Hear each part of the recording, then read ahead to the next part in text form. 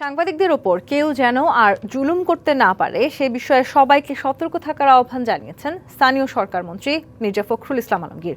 এছাড়া সংসদের প্রথম অধিবেশনের মধ্য দিয়ে গণতন্ত্রকে প্রাতিষ্ঠানিক রূপ দেওয়ার কাজ শুরু করার প্রত্যাশাও জানান বিএনপি মহাসচিব। জাতীয় প্রেস ক্লাবে সাংবাদিকদের আয়োজনে ইফতার অনুষ্ঠানে এমন প্রত্যাশার কথা জানান তিনি। বুধবার জাতীয় প্রেস ক্লাবে বাংলাদেশ ফেডারেল সাংবাদিক ইউনিয়ন বিএফইউজে এবং ঢাকা সাংবাদিক ইউনিয়ন ডিইউজের উদ্যোগে ইফতারে যোগ দেন স্থানীয় সরকার মন্ত্রী, তথ্যমন্ত্রী, সমাজ কল্যাণ মন্ত্রী সহ বিভিন্ন রাজনৈতিক দলের নেতা ও সাংবাদিক নেতারা। এ সময় তথ্যমন্ত্রী বলেন, মব প্রতিরোধে প্রয়োজন গণমাধ্যমের শক্তিশালী ভূমিকা।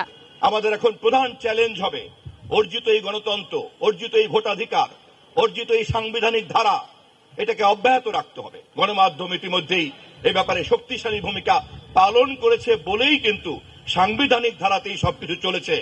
রাজনৈতিক দল ও গণমাধ্যমের সমন্বয়ে দেশকে এগিয়ে নেওয়ার আহ্বান জামায়াতে ইসলামীর সেক্রেটারি জেনারেল।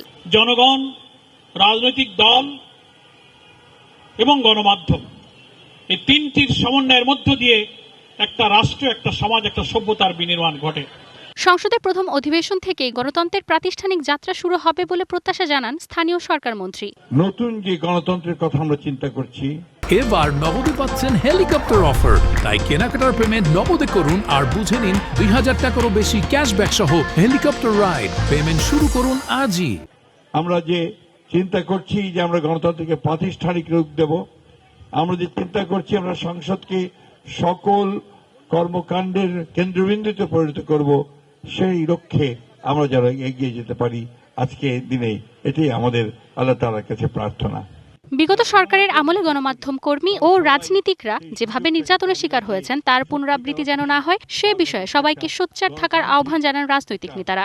উদারপন্থী একটা রাষ্ট্র হিসেবে আমরা প্রতিষ্ঠিত করি। Manjuma Afroz Nilima, DBC news, Dhaka.